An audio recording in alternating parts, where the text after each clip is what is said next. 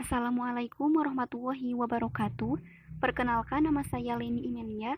Saya akan memaparkan hasil penelitian dengan judul Kajian Psikolinguistik terhadap penderita gangguan cadel. Psikolinguistik merupakan kajian interdisipliner antara ilmu psikologi dan ilmu linguistik.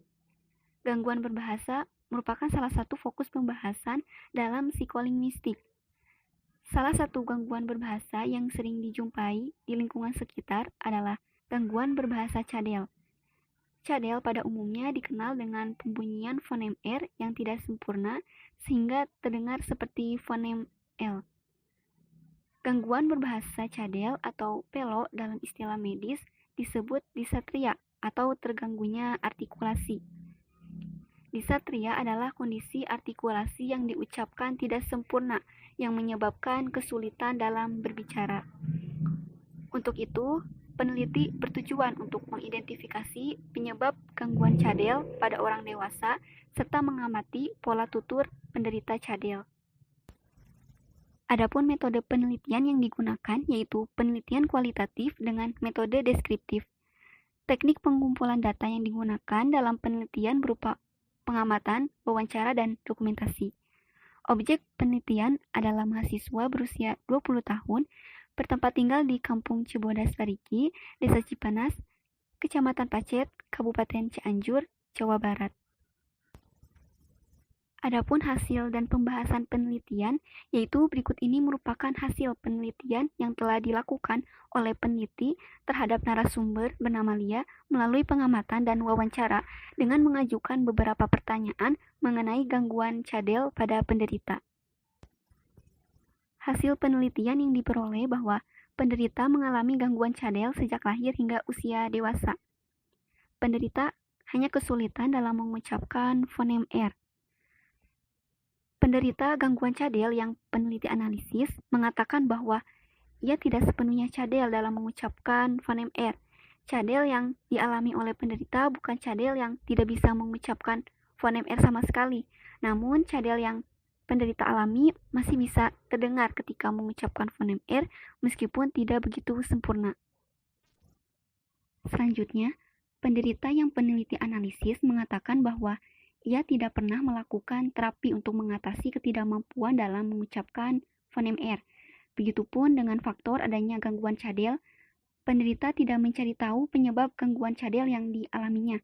Penderita tidak pernah bertanya kepada orang tua maupun mencari tahu sendiri penyebab ketidakmampuan dalam pengucapan fonem R. Penderita pernah merasa tidak percaya diri karena mengalami gangguan cadel, tepatnya pada saat duduk di bangku sekolah menengah pertama. Sempat merasa tidak percaya diri dengan keadaan tersebut. Namun saat ini penderita tidak lagi merasakan hal tersebut karena penderita sudah terbiasa dengan kondisi yang terjadi dan menerima kelebihan tersebut.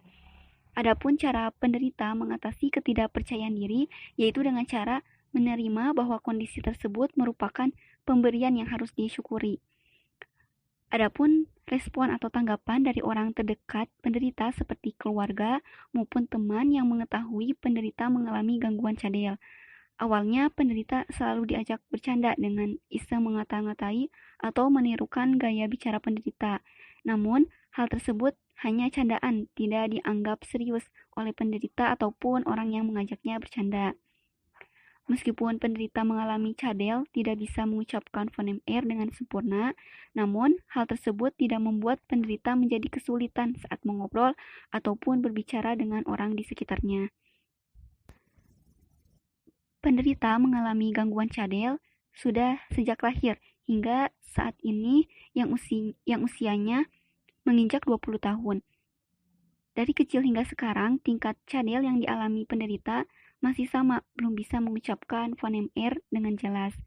Tidak ada perubahan atau perbedaan yang dirasakan, karena penderita sudah menerima kondisi tersebut, menanggapinya dengan biasa dan tidak terlalu dipermasalahkan.